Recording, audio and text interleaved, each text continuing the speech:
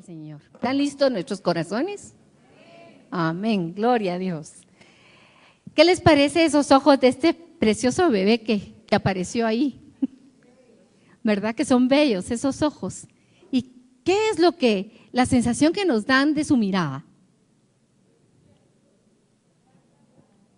Amor, ¿qué más? Esperanza, ¿qué más? Confianza, admiración, muy bien.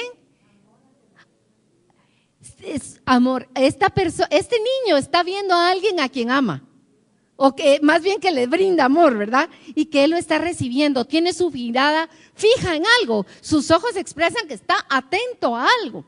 Por eso el título del tema del día de hoy es mirad. Si nos vamos nosotros al boletín, en el primer párrafo, quiero que leamos un poquito para ubicarnos de lo que vamos a hablar. Dice, en muchas oportunidades hemos hablado de nuestra vida espiritual como un camino. Amén.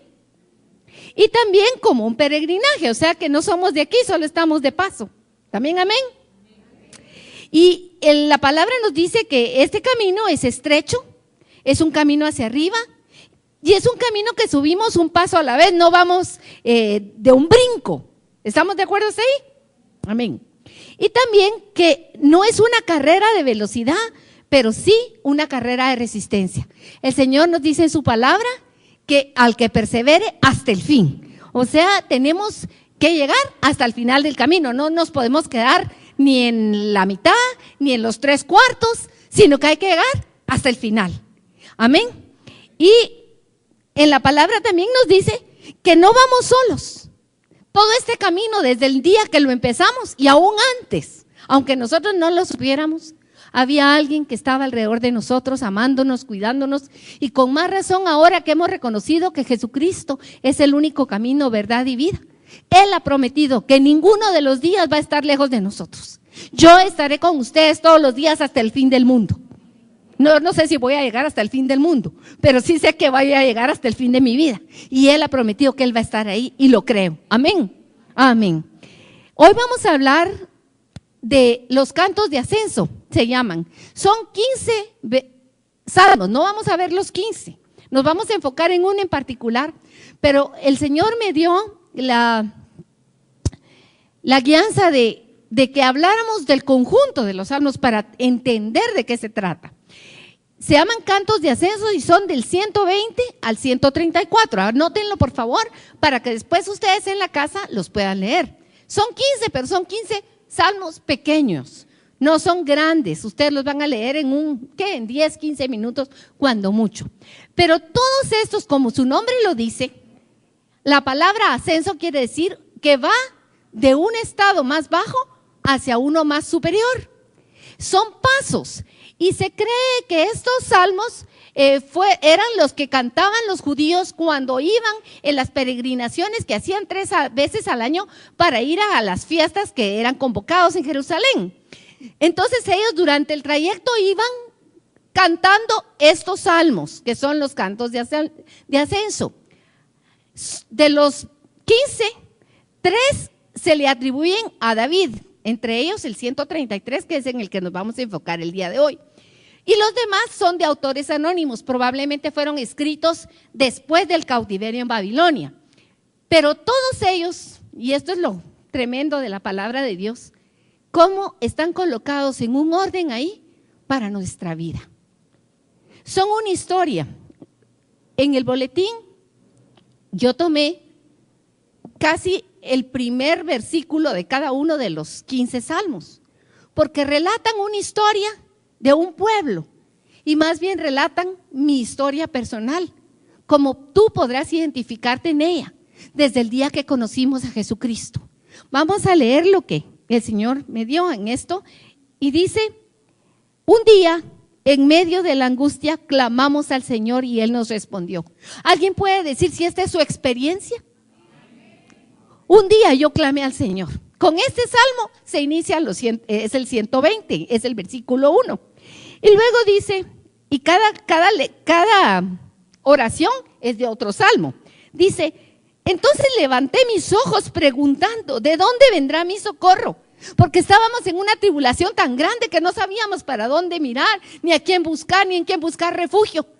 Busqué mi socorro y descubrí que el Señor es mi refugio, que mi salvación viene del Señor que hizo los cielos y la tierra, que no está en otro hombre, que no está en el dinero, que no está en nada más, que en aquel Dios todopoderoso que hizo el cielo y la tierra. Y sigue en otro estadio. Entonces, yo puedo decir, me alegré cuando me dijeron, vamos a la casa del Señor. Ya no fue una obligación venir a reunirme y llegar a la presencia del Señor, sino que yo misma tenía un gozo, porque descubrí esa gran verdad en mi vida. Amén. ¿De quiénes son esta experiencia en esta casa? Gloria al Señor. Y dice después, Señor, a ti levanto los ojos, oh tú que reinas en los cielos. Porque si tú no hubieras estado a mi favor en los momentos de angustia, cuando los hombres se levantaron con nosotros, ya las aguas nos hubieran anegado y un torrente hubiera pasado sobre mi alma. Pero los que confían en ti, Señor, son como el monte Sión, que es inconmovible y que permanece para siempre. A lo largo del trayecto de nuestra vida, hemos tenido momentos en que nos hemos sentido así como que vamos a ser destruidos, como perseguidos, abatidos. Pero hemos visto la mano del Señor que nos ha sostenido. Hasta aquí el Señor me ha ayudado. El Señor es mi ayudador. Él no me ha dejado, no me ha desamparado. Cada uno de los salmos va hablando de un estado.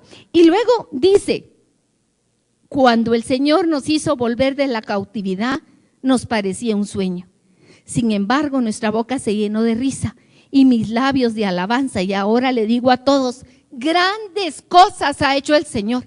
Este salmo particularmente habla de cuando los cautivos de Jerusalén que estaban en Babilonia fueron liberados y regresaron. Para ellos, después de 70 años de cautividad, era como un sueño volver a la casa que habían dejado. Para nosotros es como un sueño pensar, Señor, vamos de camino a la casa del Padre. Sin embargo, así es. Sin embargo, así es, y en este trayecto el Señor ha cambiado mi lamento en danza, ha llenado mi boca de alabanza, de alegría, de gozo. ¿Es tu experiencia o no es tu experiencia? Estos salmos fueron escritos por diferentes hombres, pero pueden ser la expresión de cada uno de nosotros que estamos aquí. El autor podríamos ser cualquiera de nosotros, inspirado por el Espíritu Santo. Amén. Y por eso, como les digo, se llaman cantos de ascenso, porque van llevándonos de un momento a otro momento, mostrándonos la historia de nuestra vida en ellos. Pero aún no hemos llegado a la meta, mis hermanos. Todavía no hemos llegado a la meta. Y el Salmo 120, como les digo, habla de un clamor, de un corazón que está necesitado de Dios y que le clama al Señor.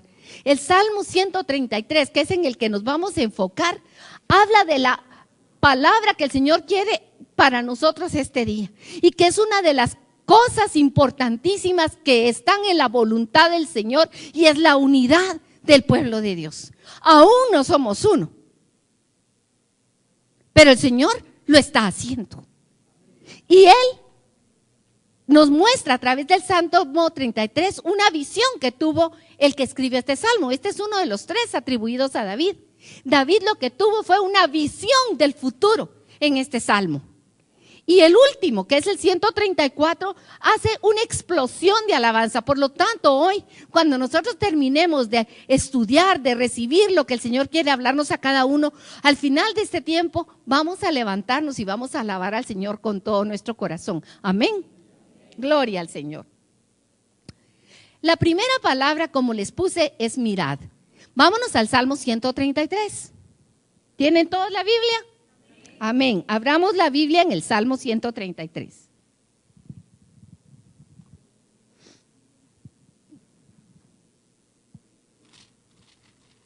¿Ya lo tienen? Vamos a leerlo todo para ubicarnos. Salmo 133. Cántico gradual de David. Mirad cuán bueno y cuán delicioso es habitar los hermanos juntos en armonía. Es como el buen óleo sobre la cabeza, el cual desciende sobre la barba de Aarón, y baja hasta el borde de sus vestiduras, como el rocío de Hermón, que desciende sobre los montes de Sión, porque allí envía el Señor bendición y vida eterna. ¿Cuál es la primera palabra del Salmo? Mirad. Mirad es como un llamado. Cuando alguien nos dice, pon atención, mira esto que te quiero mostrar. Está en ese término, la palabra mirad. El que está cantando este salmo, el que lo está escribiendo, quiere que fijemos la mirada en algo especial, que nos demos cuenta de algo particular. Y eso, mirada, eso que nos dice contemplad, es una visión.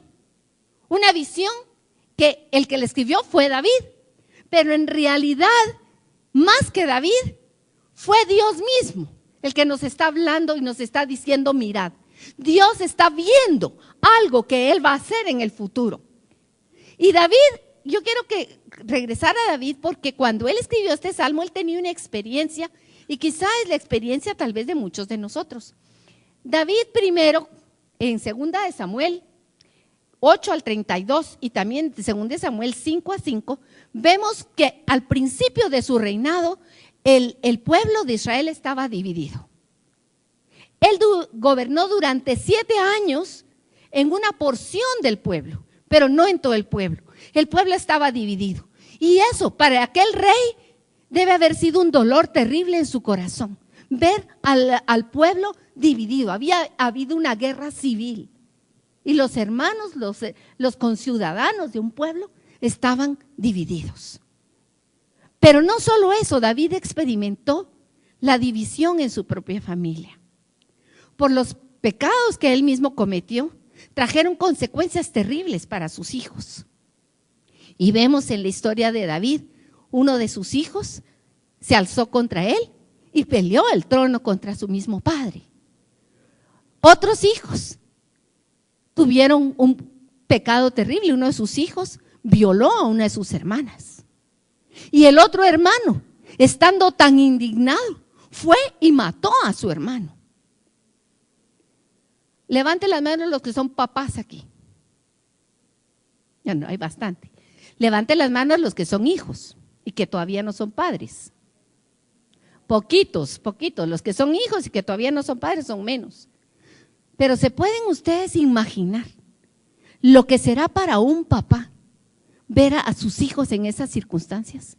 Ver un hijo que se pelea contigo por tus bienes, por tu autoridad en la casa, que te quiere hacer a un lado. O te puedes tú imaginar el dolor que será que tus hijos entre sí, en el caso de David, se mataron.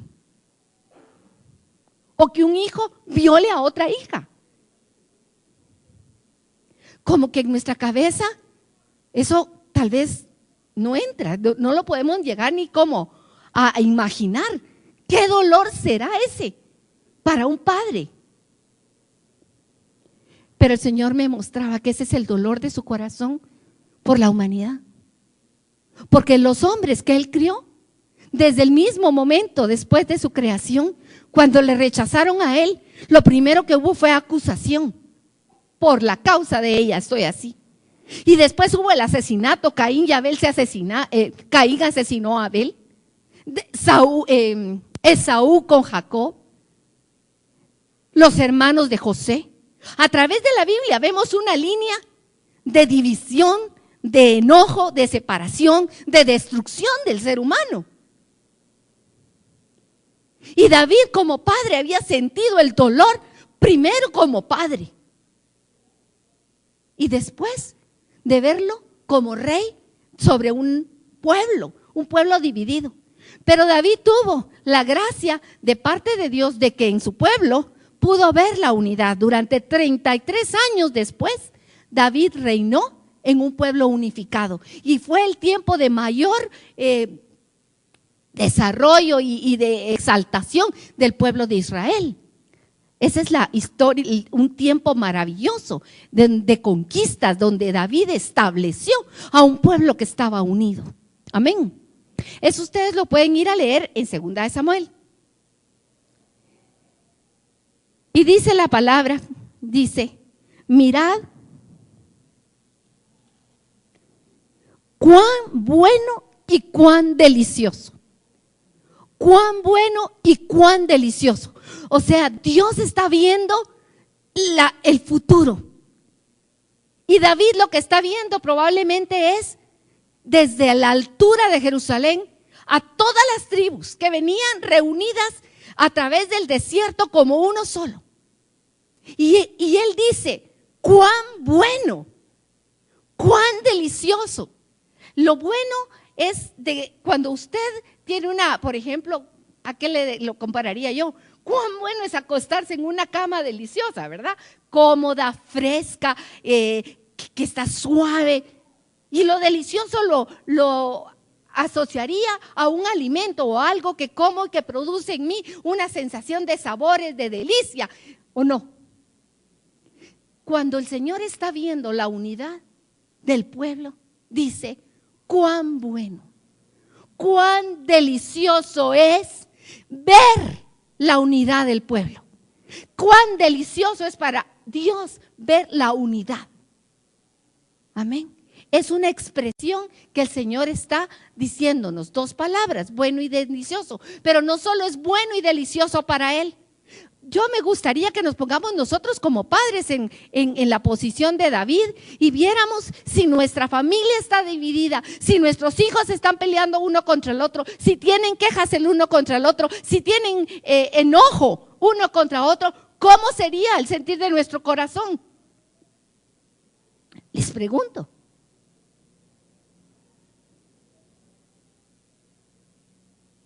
Un dolor inmenso. Porque hay momentos donde cuando son pequeños tú le dices a los niños, déjense de pelear y les das una regañada y pones a uno en una esquina y al otro en otra y hasta les dice, vaya a pedirle perdón a su hermano y vaya a pedirle perdón a su hermana y ya se solucionó. Pero llega un momento en la vida del ser humano en que tú, aunque veas eso en tus hijos, no puedes hacer más que orar por ellos y clamar y hay un dolor en tu corazón si ves desunión entre tu familia, ¿sí o no? Y cuando hay unidad, verdaderamente es bueno y es delicioso para el corazón del padre, pero también para los hijos, tener esa unidad que el Señor quiere en nuestra vida. Como padre, Dios quiere ver reunidos a sus hijos, es su voluntad. Y quiero que nos acompañen a Mateo 23:37.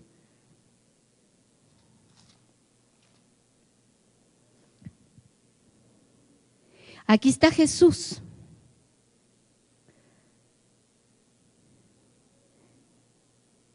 Y es Jesús el que dice, Jerusalén, Jerusalén, que matas a los profetas y apedreas a los que te son enviados. ¿Cuántas veces quise juntar a tus hijos, como la gallina junta sus polluelos debajo de las alas y no quisiste? Habla de dos voluntades. La voluntad de Dios es la unidad, pero el hombre puede tener una voluntad diferente. Ahí está la libertad que Dios nos ha dado.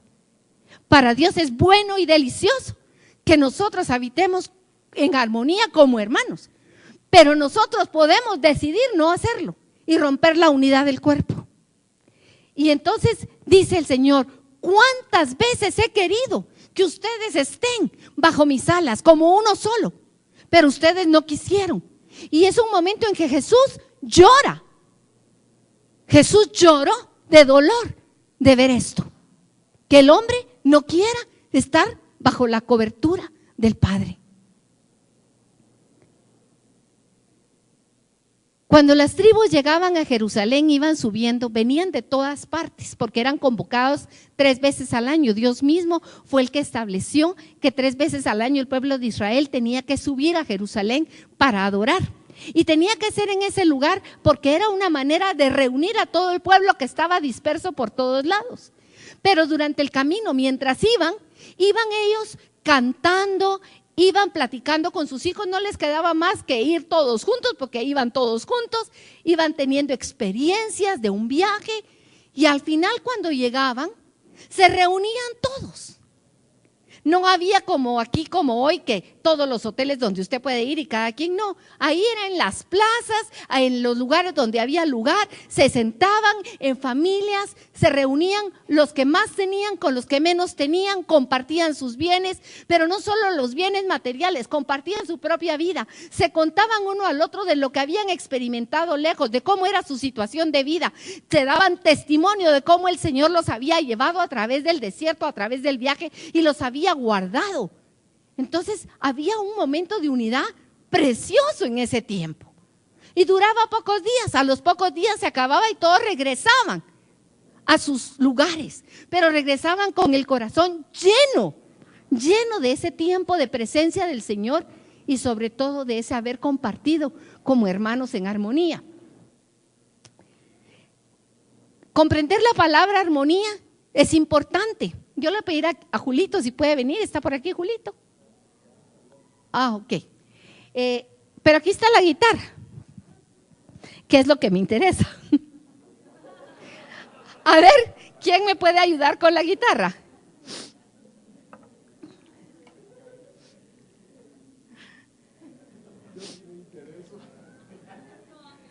En este momento, perdón, lo que me interesa ver es la guitarra, porque para comprender la palabra armonía y qué quiere decir vivir juntos en armonía, tenemos que comprender que armonía no quiere decir que todos seamos iguales, que todos pensemos iguales. Una guitarra tiene 6 cuerdas, van desde las más delgadas, que son estas que están aquí abajo, pero son de diferente grosor cada una, y estas, que son los bajos, son más gruesas. Fíjense que pongan atención y van a oír, cada una suena diferente.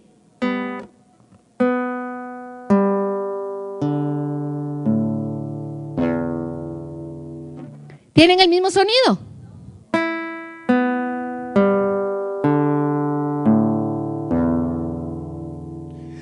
Cuando se tocan así individualmente, tienen un diferente sonido.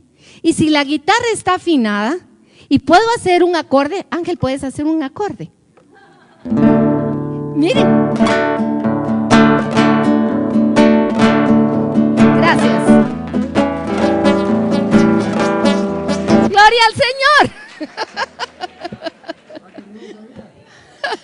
Gracias. ¿Se fijan? Suenan diferente, pero cuando se unen 3 o 4 cuerdas en un acorde, y que están afinadas, suenan todavía más hermosas, porque hay armonía. Amén. Entre las cuerdas. Si una de ellas estuviera desafinada y nosotros queremos cantar, que ya nos ha pasado alguna vez aquí, que la guitarra está desafinada y uno no puede ni siquiera ponerse a tono, porque suena disonante, suena espantoso. Pero cuando la guitarra ha sido afinada, cada cuerda, aunque suena diferente, unidas en armonía, tienen un sonido maravilloso. ¿Sí o no? Y también podemos compararlo con una orquesta. Aquí tengo esta foto. Miren cuántos músicos hay en una orquesta sinfónica. Y no solo músicos, sino que instrumentos. Hay instrumentos de viento, hay instrumentos de percusión, hay instrumentos de cuerdas. Y hay un director de orquesta. Para que exista armonía, cada instrumento por sí solo tiene que estar afinado. Pero después todos tienen que estar afinados en el mismo tono. No solo tiene que estar afinado el instrumento, sino que tiene que estar en un mismo tono para que al reunir todos los sonidos salga una melodía preciosa. ¿Alguno de ustedes ha estado alguna vez en un concierto de una sinfónica? Es algo precioso. Y si no ha estado, yo lo invito. Ahora en el internet usted puede pedir, buscar música sinfónica y puede ir a oírla. Y va a maravillarse de lo que Dios ha hecho. Porque todo esto, antes de que existiera, Dios lo había planificado. Y Él le ha dado al hombre la capacidad de descubrir estos instrumentos, de elaborarlos y de poder tocarlos y de sacar la música. Y de que haya armonía. Para que haya armonía en el cuerpo de Dios, hay un director. El director es Cristo Jesús. Él es el que va afinando nuestras vidas a cada uno, aunque somos diferentes, como las cuerdas de una guitarra, aunque somos diferentes como el instrumento de una orquesta, cada uno diferente. Usted puede ser un tambor tal vez, o usted puede ser un violín, o usted puede ser una flauta dulce. Yo no sé qué tipo de instrumento puede ser el que Dios diseñó en usted. Pero usted está siendo afinado por Dios para tocar una melodía en unidad con todo el cuerpo de la iglesia. Ese es el propósito de Dios. No, gloria al nombre del Señor. No un instrumento solo. Un instrumento solo suena hermoso. Fíjense, usted en lo individual tiene un sonido de alabanza al Creador. Usted por sí mismo. Pero no puede compararse al sonido que hace cuando todos los instrumentos nos reunimos juntos en una sola voz para glorificar el nombre precioso de nuestro amado Señor. Amén. Por eso el Señor dice, imagínense al Señor, al Eterno, parado, sentado en su santo trono. Yo lo veo y Él está viendo el viaje de sus hijos, que vamos para la casa. Y está viendo la obra que su Hijo Jesucristo está haciendo en cada uno de nosotros y cómo nos está afinando. Y Él dice, mirad, porque nosotros tenemos que ver lo bueno y delicioso que es vivir como un cuerpo en armonía. No como un cuerpo desafinado, no como un cuerpo que cada quien toca la trompeta cuando se le da la gana. No, hay un director de la orquesta que Él toca el palito. Yo me acuerdo cuando alguna vez iba a los conciertos y se para el director delante del podio y hace, y todos los músicos se ponen firmes y listos los violines y listas las flautas, y entonces él empieza primero pum, pum, pum, pum, pum, unos tambores, y de repente pum, pum, pum, pum, pum, y de repente empieza una flauta, de repente el violín, en el momento preciso que el director levanta la mano, que el director da la señal, no solo que dirige con la, no me recuerdo cómo se llama el palito, con la batuta, gracias, sino que todos están con los ojos atentos al director. Amén. Yo me recordaba que la semana pasada hubo una cita que el Señor nos dio. ¿Cuántos de aquí la oyeron? ¿Quiénes estuvieron la semana pasada cuando el Señor habló? ¿Alguien apuntó la cita? ¿Alguien la tiene? El Señor dijo, yo estoy aquí en medio de ustedes. No me eligieron ustedes a mí. Yo los he elegido a ustedes. Pongan su mirada en mí. No le estoy repitiendo las palabras exactas, pero el contexto fue así. Primero el Señor nos dio la certeza, yo estoy aquí en medio de ustedes. Y segundo dijo, sepan que si ustedes están aquí, no es porque ustedes decidieron estar aquí. Yo los elegí a ustedes. Yo los elegí. Pero para permanecer, tienen que tener su mirada fija en mí. ¿Se recuerdan? Y hoy en la mañana nuevamente el Señor nos habló de algo que viene a confirmar lo mismo de la semana pasada. No se desvíen ni a derecha ni a izquierda. Su mirada fija en mí. Mis hermanos, qué importante es que cuando el Señor habla en medio de la congregación, tomemos nota. Yo los invito a que traigan un cuaderno y traigan lápiz a las asambleas. No solo para anotar la palabra que el Señor dice, sino para anotar las cosas de la prédica y después repasarlas y ver qué le habló a usted el Señor. Porque aquí se trata no solo de venir a oír, sino de meditar en esa palabra que el Señor nos está dando.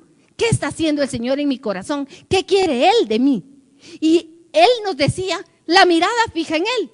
Y esto tiene que ver con el director de orquesta. Y quiero que nos vayamos a Isaías 11. Del 2 al 9. Amén. Gloria al Señor. Bendito sea el nombre de Jesús. Amén. Exaltemos el nombre de Jesús mientras llegamos a la palabra. Gloria al nombre de Jesús. Bendito sea su nombre. Isaías 11 del 2 al 9. Vamos a leer desde el versículo 1. Dice: saldrá una vara del tronco de Isaí y un vástago retoñará de sus raíces. Y reposará sobre él el espíritu del Señor, espíritu de sabiduría y de inteligencia. Espíritu de consejo y de poder. Espíritu de conocimiento y de temor del Señor. Por favor, pongan atención. ¿Qué es lo que reposará sobre él? Espíritu del Señor. Espíritu de sabiduría y de inteligencia. Espíritu de consejo y de poder. Espíritu de conocimiento y de temor del Señor. La justicia será ceñidor de sus lomos y la fidelidad ceñidor de su cintura. El lobo morará con el cordero y el leopardo se echará con el cabrito. El becerro, el leoncillo y el animal doméstico andarán juntos y un niño los conducirá. La vaca y la osa pasarán, sus crías se echarán juntas y el león como el buey comerá paja. El niño de pecho jugará junto a la cueva de la cobra y el niño destetado extenderá su mano sobre la guarida de la víbora. Esta porción es otra visión que tuvo Isaías. Y es la visión del reino cuando Jesús venga a reinar en el milenio, que habrá una paz completa en este mundo. Solo en Él podrá verse esto. ¿Usted se puede imaginar a las vacas junto a los osos? ¿A los leopardos junto a un niño? ¿O un niño jugando con la cobra? Es algo inimaginable.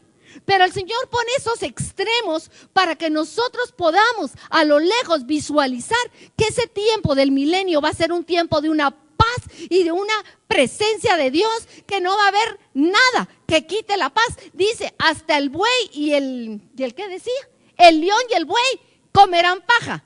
Al león se le van a quitar las ganas de comer carne. ¡Qué tremendo! ¡Qué tremendo! Pero eso es la visión del Salmo 103:33. Mirad qué bueno y delicioso es habitar los hermanos juntos. Tiene que ver con esta unidad.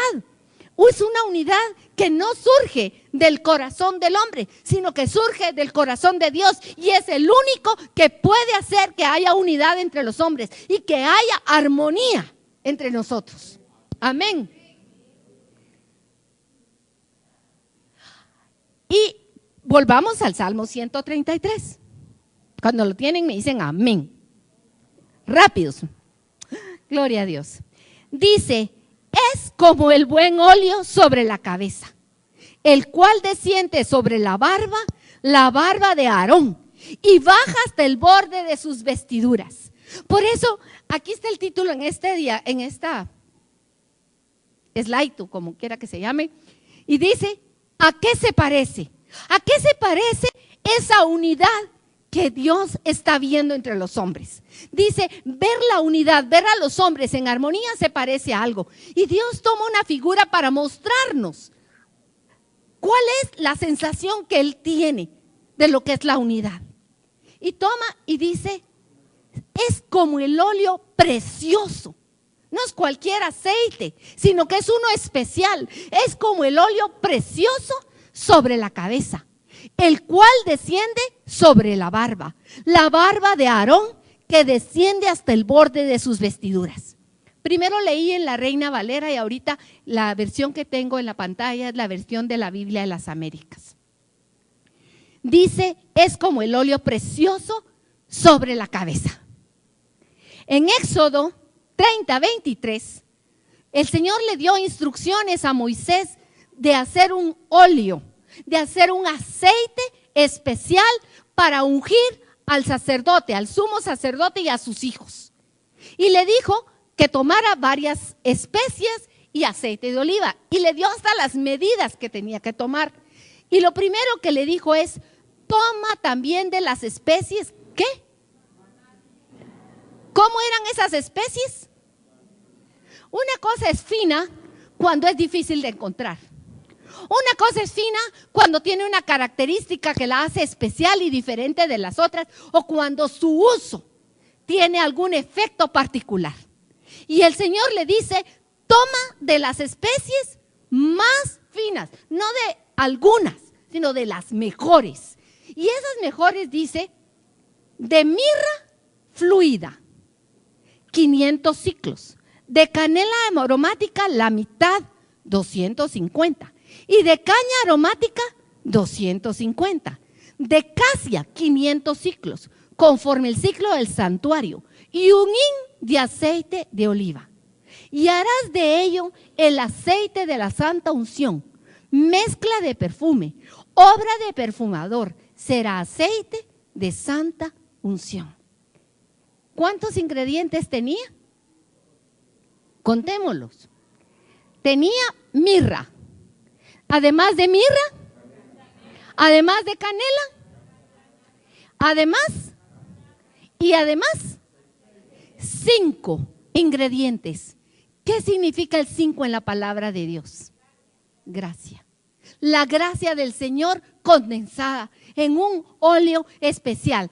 Olía delicioso. Pero aparte de que tenía un aroma exquisito, tenía efectos tremendos. Fíjense que la mirra es un aceite que fluye de un árbol cuando se corta, fluye como que son lágrimas. La mirra es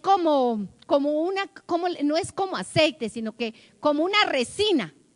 Como ustedes han visto cuando el pino tiene como que le caen a un lado unas gotas de resina. Bueno, la mirra es parecida y sale y al principio es líquida, es oleaginosa y tiene forma de lágrima, pero para poderla sacar hay que rajar la corteza del árbol.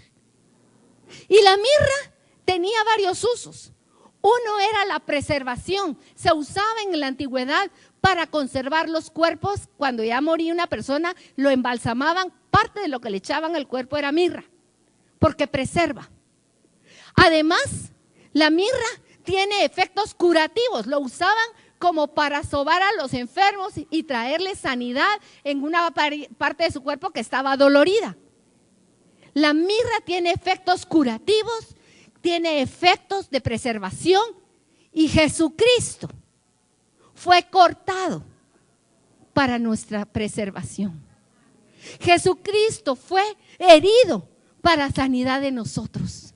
Él es la mirra de nuestra vida. Él es la canela que nos da olor, que hace que a lo lejos se sienta el perfume del Señor. Él es la casia, la caña, la caña aromática era una especie de caña dulce para sacarle el jugo a esa caña. Al igual que hoy día con la caña de azúcar, había que machucarla, destrozarla, prensarla. Y Jesucristo fue prensado, su vida fue prensada para que nosotros tuviéramos la dulzura de Él en nuestra vida. Cada uno de los elementos del perfume que el Señor mandó nos está hablando de Jesucristo. Y ese aceite de la santa unción es lo que dice en el Salmo 133, que la unidad de los hijos juntos, del pueblo en armonía, es como ese óleo que perfuma, que trae sanidad, que trae aroma dulce al corazón de Dios. Y dice, es derramado desde la cabeza, se derrama sobre la cabeza y desciende sobre la barba de Aarón. Y ahí me detengo. ¿Quién era Aarón? Porque a veces leemos el Salmo y nos quedamos un poquito escasos porque no conocemos de qué estamos hablando. Pero Aarón fue el hombre escogido por Dios para ser el sumo sacerdote en el Antiguo Testamento. Y él fue ungido con este aceite junto con sus hijos para que le sirvieran en su santuario. Pero tenía un efecto de consagración. En el Antiguo Testamento, Aarón era el sumo sacerdote. Él era un hombre imperfecto como nosotros. Y cada vez que entraba a ministrar, él tenía que hacer un proceso de purificación antes de entrar a ministrar al santuario. Pero Jesucristo es nuestro sumo sacerdote hoy. Y Él es el Cordero de Dios que quita el pecado del mundo, porque es el hombre perfecto, sin mancha, que no tiene nada que pueda ser obstáculo. Y Jesucristo fue llenado del óleo del Espíritu Santo. El óleo en el Antiguo Testamento que fue usado con estos 5 elementos para ungir al sumo sacerdote debe haber sido algo maravilloso. Pero el Espíritu Santo es el óleo que el Señor ha derramado sobre la cabeza de Jesucristo, nuestro sumo sacerdote. Y sobre él baja ese aceite del Espíritu Santo por sus vestiduras de justicia. No son sobre ti, son sobre las vestiduras de Jesucristo. Las vestiduras de Jesucristo son las vestiduras de justicia. Y el Espíritu Santo fue derramado sobre él y él está bajando todo ese aceite sobre él. Y para Dios eso es delicioso, ver a su Hijo que ha cumplido, que ha hecho la obra perfecta y que le ha sido dado un nombre sobre todo nombre y que está sentado hoy a la diestra del Padre y tiene toda la autoridad en su nombre. Es delicioso ver, a través de él fluye el Espíritu Santo sobre esas vestiduras de justicia. ¿Qué significado tiene el óleo? El óleo tenía el significado de consagración. Cuando Aarón y sus hijos fueron ungidos con este óleo, quería decir, este hombre está apartado para servirme a mí a partir de este día, Sus hijos fueron apartados para servir en el lugar del Señor. Era una consagración que era hecha por fuera. A los ojos de todos ellos sabían, estos hombres son de Dios. Nosotros, cuando venimos al Señor y el Señor nos toca y nos llena de su Espíritu Santo, nos pone un sello que dice propiedad de Dios. ¿Tienes tú ese sello en tu corazón? El sello del Espíritu Santo que dice, me pertenece. Este hombre, esta mujer es mío. Estamos apartados.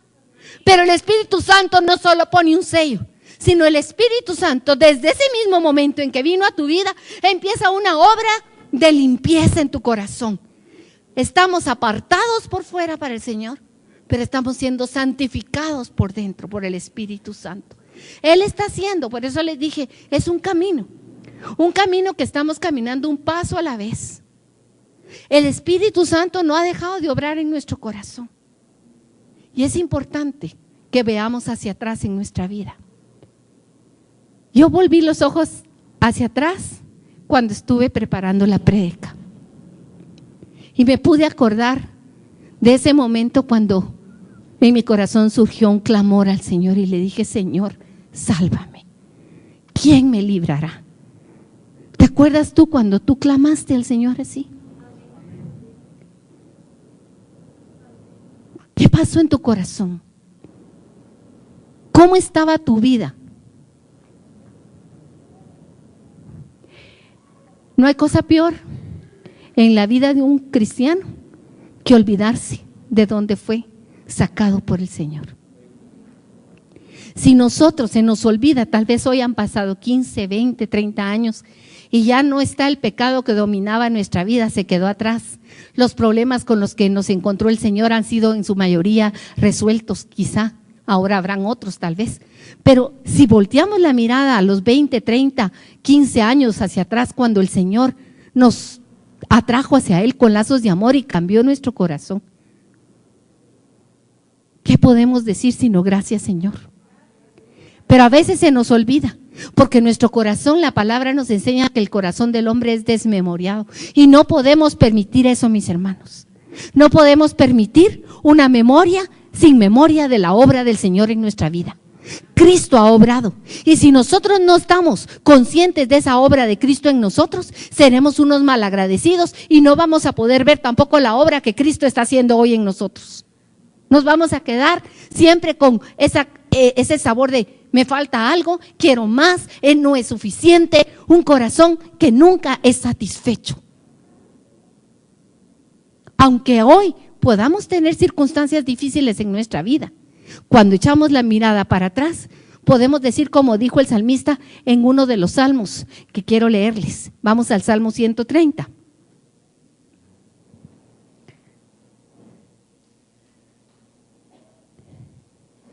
el versículo 3. Señor, si mirares a los pecados, ¿quién, oh Señor, podrá mantenerse? Pero en ti hay perdón para que seas reverenciado.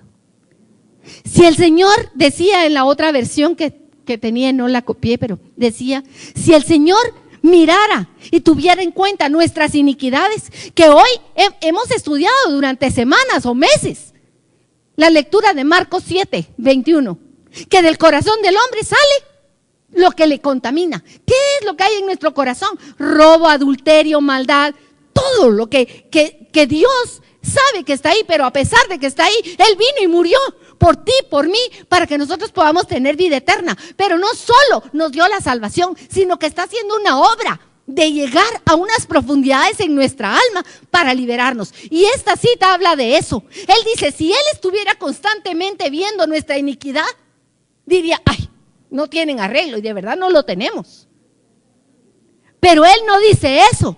Él nos ve y mira la sangre de su Hijo Jesucristo sobre nosotros y nos ha dado su Santo Espíritu, y en Él hay perdón. En Él hay perdón. En Él hay todos los días gracia, misericordia, para llegar y recibir misericordia y perdón. Y dice, es como el buen óleo que desciende sobre la barba de Aarón, que desciende hasta el borde de las vestiduras. ¿Cuáles vestiduras? Las vestiduras del sumo sacerdote. ¿Quién es nuestro sumo sacerdote? Bueno, vean al sumo sacerdote, a Jesucristo, con sus vestiduras de gala. Recuérdense que las vestiduras de gala tenían varias partes. Tenía la túnica blanca, encima tenía un efod y tenía en el pecho, tenía una como bolsita, donde estaban el urín y el tumín metidos, pero por fuera estaban 12 piedras preciosas que representaban a cada una de las tribus de Israel. Cuando el óleo santo desciende sobre la cabeza de Aarón, sobre el sumo sacerdote, va cayendo sobre sus vestiduras. Estamos nosotros cerca del corazón de Dios, nos va llenando de la presencia de Dios, nos va cayendo sobre nosotros, pero sobre todo cuando desciende al borde de sus vestiduras, en el borde de las vestiduras había unas bolitas, eran unas granadas de azul, de púrpura y de escarlata. Eran los 3 colores de las bolitas. Y estaban estas granadas, una campanita, una granada, otra campanita. Todo alrededor del borde del manto del Señor. Y nosotros somos esas granadas, mis hermanos. Cuando nosotros venimos a los pies de Jesús para ser parte de Él, tenemos que tocar su manto. Acercarnos a Él con un corazón humilde, reconociendo que somos nada, nos doblamos delante de Él, y como aquella mujer que tenía el derrame de sangre en su cuerpo y que tenía mucho tiempo de que quería ser sanada y no encontró sanidad hasta que se bajó y gateó entre los hombres para llegar al manto. O el otro, Zaqueo no gateó de primero, Zaqueo trepó como pudo encima de un árbol, pero desde arriba miraba a Jesús, pero no lo podía tocar. Tuvo que bajar del árbol e ir corriendo a su casa, porque Jesús le dijo, bájate de ahí, bájate, porque voy a ir a tu casa. Y cuando fue a su casa se sentó en la mesa de Zaqueo, y Zaqueo tuvo oportunidad de tocar a Jesús. Y de Jesús salió poder para cambiar el corazón de Zaqueo. Pero no solo él, la semana pasada mirábamos a otro que también bajó. ¿Quién fue? Naamán. Perdonen, pero no camina.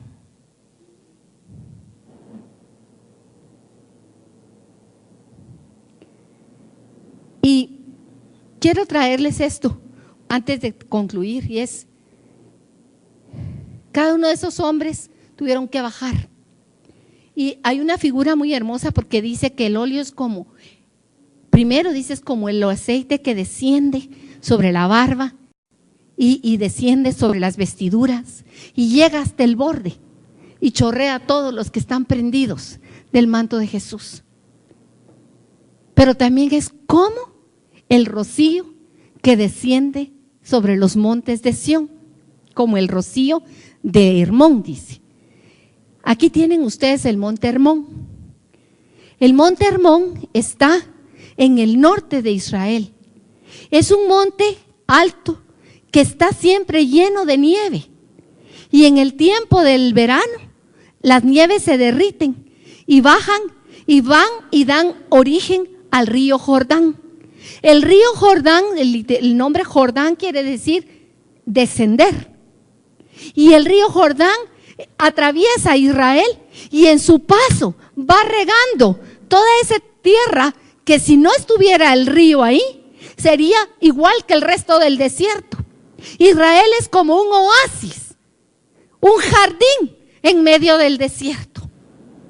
Pero es porque el río Jordán baja del monte Hermón. Las aguas del monte Hermón lo llenan y lo van haciendo fluir y baja y va regando toda la tierra de Israel. Les traje la figura porque quería que ustedes lo vieran, lo conocieran. Es precioso. Y por eso está en lucha. Los vecinos de Israel quieren quitarle eso a Israel. Ellos lo tomaron cuando fue la guerra de los 6 días. Lo recuperaron y ahora no lo sueltan. No lo sueltan por nada ni lo van a dar. Porque ahí está la fuente de bendición. Pero esto es espiritual, mis hermanos. Esto es espiritual para nosotros. La fuente de vida del ser humano desciende de lo alto. La vida está en Él, no en nosotros. Y solo unidos a Él podemos tener su vida. Y el Señor dice que el vernos en armonía es como ese buen óleo o es como un río que refresca y trae la vida a los que están unidos a Él. Y Dios se goza de darnos esa vida. Amén. Sobre los montes de Sión, porque allí mandó el Señor la bendición, la vida para siempre. Es a través de la vida de Jesucristo, que corre como un río, a través del corazón que lo recibe, que hay limpieza, que hay sanidad, que hay vida, que hay frescor. Sin Él, tú no eres nada. Y lo dice en uno de los salmos de ascenso. Lo dice cuando dice, si yo me afano en guardar la casa o en buscar la comida o el alimento, me afano por gusto porque no puedo obtener nada. Pero el que es del Señor lo recibe mientras duerme. La paz del Señor, la vida del Señor viene como un regalo, como una gracia para nuestras vidas. Amén. Y aquí está la palabra descender. Y les recuerdo, estos 3 personajes descendieron. Como el Jordán desciende, Jesucristo, siendo el Hijo de Dios, bajó. No consideró el ser igual a Dios como cosa de gran importancia, sino que dejó su trono de gloria y vino a habitar entre nosotros. Nosotros, si queremos y queremos tener de esa vida, tenemos que bajar de nuestro orgullo, dejar atrás nuestros propios pensamientos, nuestras propias emociones. Y esa es la batalla que tiene Cristo en nuestro corazón. Si nosotros estamos viéndonos los unos a los otros, no podemos. Yo les hablaba de que esta unidad que el Señor ve es solo guiada por Él. Y aquí hay algo importante, porque la unidad, la armonía, tenemos que dejar de ver al otro y mejor vernos a nosotros mismos. Y cuando nosotros nos vemos a nosotros mismos, podemos decir como dijo Isaías cuando vio el trono de Dios. Estaba Isaías y vio el trono de Dios y vio al Señor en su trono. Y se vio a sí mismo. ¿Y qué dijo? ¡Ay de mí, soy hombre muerto! Porque ante la santidad de Dios, si nos vemos realmente como somos, qué terrible vernos como somos. Pero la gracia del Señor y su misericordia se derramó sobre nuestras vidas. Dejemos de ver al que está a nuestra derecha, al que está a nuestra izquierda. Lo que tenemos todos es pobreza. Todos tenemos pobreza. ¿Qué hay en nuestro corazón sino pobreza? Todos somos pobres, todos somos necesitados. ¿Y qué nos podemos dar un pobre a otro pobre? Pobreza, nada. Pero estamos a veces buscando que el otro nos dé. Y es imposible, no tiene que darnos. Yo no tengo, el que tiene es Él. Él es el que tiene, de Él desciende el óleo santo, el óleo que nos refresca, el óleo que nos sana, el óleo que nos libera, el óleo que rompe el yugo. Amén. Y para que fluya hacia nosotros necesitamos estar unidos a Él, que es la cabeza. Esa fue la profecía de hoy en la mañana. Ni a derecha ni a izquierda. No nos estemos viendo, miremoslo a Él y dejemos que su amor fluya en nuestros corazones. Cuando estamos en esa relación con Él, el Señor podrá tocar una sinfonía con el cuerpo, con todos nosotros. Amados, damos gracias al Señor, porque si Él nos ha dado su sangre para que podamos arrepentirnos a diario, tenemos que vernos como Él nos mira, pobres, muy pobres, miserables, necesitados, y reconocer nuestra incapacidad y depender de Él, que era lo que les leí en el Salmo 130 del 1 al 4. Si el Señor no tuviera perdón, ay de mí, soy hombre muerto o mujer muerta. Mateo 18, 21, Pedro le preguntó a Jesús, y me imagino yo a Pedro que probablemente por eso preguntó, ¿verdad? Él tenía algún disgusto con alguno de sus hermanos o con alguna persona. Y entonces llegó y le dijo a Jesús, ¿cuántas veces debo de perdonar? Y él esperaba tal vez una receta, como muchos queremos oír en un libro que nos dice recetas de cómo ser buen papá, cómo ser buena mamá, y así, haga 1, 2, 3, 4 y todo va a salir bien. Pero la respuesta de Jesús dejó a Pedro sin habla. Y le dijo, Pedro, tengo que perdonar 7 veces, como diciendo, tengo que perdonarlo un montón. Y Jesús le dice, pues no te digo 7, te digo 70 veces 7.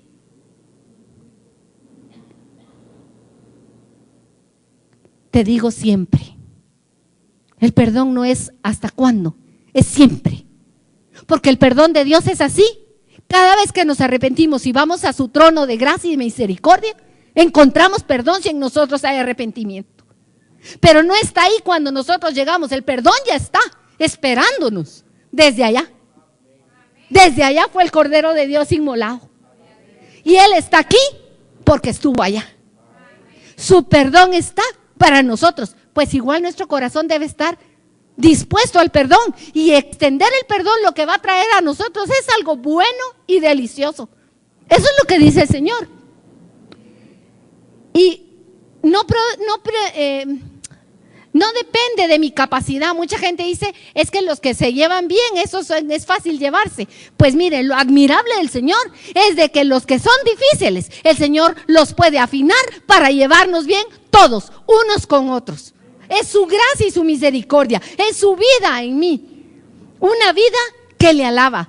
Por eso les dije al principio, mis hermanos, si nosotros tenemos esta experiencia de que un día clamamos, de que hemos visto la mano del Señor que nos sostiene, el Señor ya no nos quiere ver a cada uno caminando o sonando como trompetas aisladas, sino que nos quiere ver como un solo cuerpo, unidos en una sola alabanza, glorificando al Señor.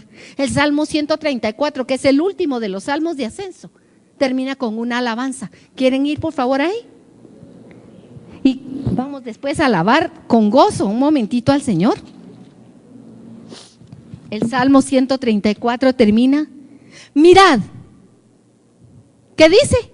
Mirad, bendecid al Señor vosotros que estáis aquí sentados, todos los siervos del Señor, los que en la casa del Señor estáis, dice por las noches, pero también por las mañanas. Vosotros, bendecid al Señor.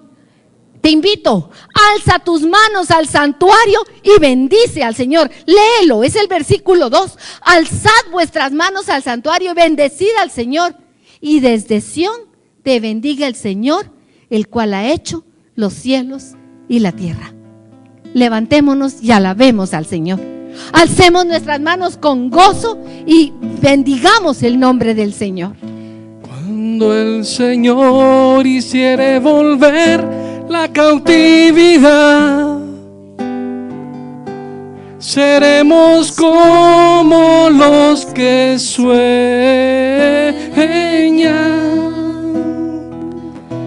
Cuando el Señor hiciere volver la cautividad. Gracias, Señor, porque tú ya volviste mi Seremos cautividad, Señor. como Tú has roto los las que cadenas de mi vida. sueñan. Gracias, Señor, gracias. Cuando el Señor hiciere